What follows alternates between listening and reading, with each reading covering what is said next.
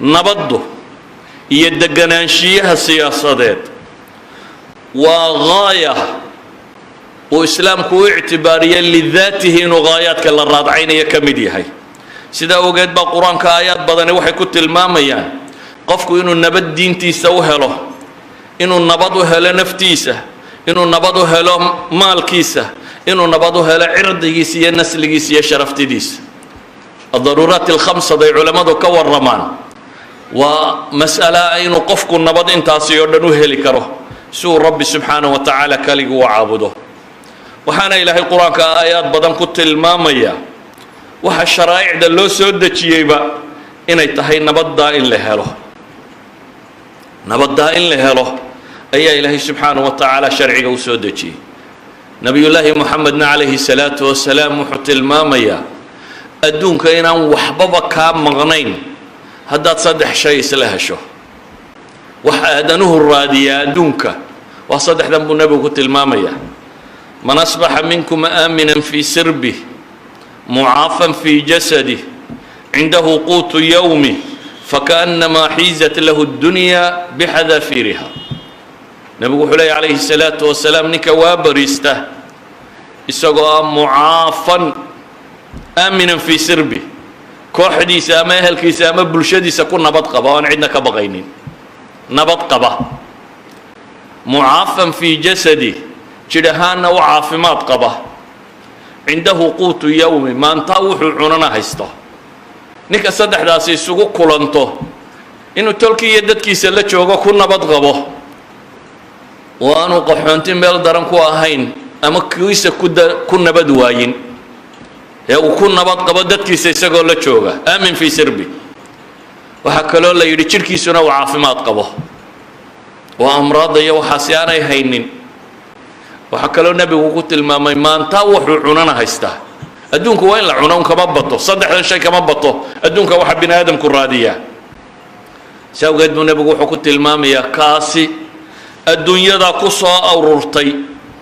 adduun dhammaantiiba ka uu hayaa buu nabigu tilmaamaya إلهي سبحانه وتعالى مركو قلت شيئا يا قريش إلهي وحلي فليعبدوا رب هذا البيت الذي أطعمهم من جوع وآمنهم من خوف ها عابدان ربي قبيت الحرام كله قاتشنا كقوديي بقنا كنبت قليي هدبا أيها الأحبة amnigaasi quraanku uu ka warramay nabadgelyadaasi asbaab iyo muqawamaat bay leeyihiin hadduu dadku la yimaadana uu sugmayo oo uu jirayo hadduu dadku la iman waayana aan la helaynin ee labada fawdo midun uu dhacayo ima inuu fawdada dictatorka u dhaco oo cid ku amarku taaglayso tunta sida caalamul islaami uu badan yahay ama inuu xagga fawdada u dhaco sida qaybo badan oo caalamul islaami ay ka tirsanayeen waa labada taraf oo labaduba cadamul amniya labaduba khawf iyo cadam istiqraar yaalo nabad iyo deganaanshiya labadaba aanu midna oolin sawgeed baa ilaahay wuxuu tilmaamayaa kow waxa deganaanshiya keena waa iimaanu billah alladheena aamanu wa tatma'innu qulubuhum bidhikri llahi ala bidhikri llahi tatma'innu alqulub wa kayfa akhafu ma ashraktum ولا تخافون أنكم أشركتم بالله ما لم ينزل به عليكم سلطانا فأي الفريقين أحق بالأمن إن كنتم تعلمون الذين آمنوا ولم يلبسوا إيمانهم بظلم أولئك لهم الأمن وهم مهتدون إلهي وحكوت المام يكون نبض هيسته النفتو دا آني ورور دينات قبن هانون سنة جدك صحن قاضي وكو إلهي الربيع سبحانه وتعالى جدكيس هيا هدينو إسلام نمدينا نبو قادرنو وحينو هلينا أمن نفسية نفهانين إنو حصلونانو وحينو هلينا أمن صحية قضائية نقالهانين إنو دقنانو حصلانو وحينو هلينا أمن أخلاقية وحين هلينا أمن فكرية وحين هلينا بني آدم كون نبض ووبا هي دمان تيدو مالك استبقشا عرضكاقيا مالكاقيا نفتا دي الدين كاقوبا ونبد قليان أما هدينو جدك على كوي عنه وقادي وينو labada daraf ee kala mid baynu ku dhacaynaa ama darafkaa fawdadaynu taagnaanaynaa ama darafkaasi dictatorka baynu taagnaanaynaa labadanna bini aadamku inta badan wuu u kala tallaabaa mar hadduu xaqa garan waayo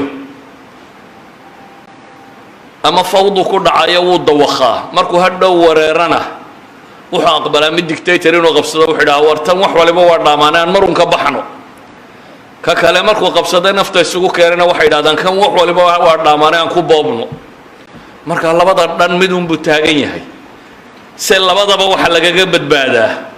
in ilaahay subxaanahu wa tacaala tiisa la raaco saa awgeed buu nebigu calayhi salaatu wasalaam wuxuu ina farayaa inaynu ilaahay diintiisa qaadanno kow oo iimaan laynaga hela iimaankaa asal u ah nabadee laba inaynu yeello alamru bilmacruufi wannahyi cani lmunkar xumahana iska reebno xuma iska reebku waxa weeyaan wixii masaalixa ummaddu aanay ku jirin adduunya aakhira toona in dadka laga celiyo wixii dadka adduunkoodii iyo aakhiradooduba ay ugu jirtana in dadka la faro saa awgeed buu nebigu calayhi salaatu wasalaam wuxuu xadiidka saxiixa ku tilmaamayaa intuu seexdo kacay buu wuxuu nebigu leeyahay laa ilaaha ila allah waylun lilcarab min sharin qad ikhtarab carab halaag baa u sugnaaday balaayaa soo dhowaatay buu nebigu tilmaamay yaajuuj iyo wamaajuuj baa meeshoodii wax laga dumiyey markaasuu nebigu calayhi salaatu wasalaam in mashaakil iman iyo fitan iyo imtixaan buu tilmaamay haweenkii nebiga mid ka mid ah waxay ku tidhi afa nuhlaku wa fiina saalixuun oo miyaana la halaagayaa miyaanu halaagsamaynaa iyadoo dadka saalixiintii ay nagu jiraan dad wanaagsan iyadoo joogaan miyaan halaagsamaynaa qaala nacam idaa kahura alkhabath buu nebigu yihi calayhi salaatu wasalaam haa hadday inta xumi badato hadday bulshadu inta xun qaban weydo oo sii dayso dabcan waa halaagsamaysaan baa ilaahay leeyahy subxaanahu wa tacaala nebiguna calayhi salaatu wasalaam kaas buu adkaynaya maanta waxaa badan kahra alghawaa'iyiina walmughafiliin dadka xumaha ugu yeedhaya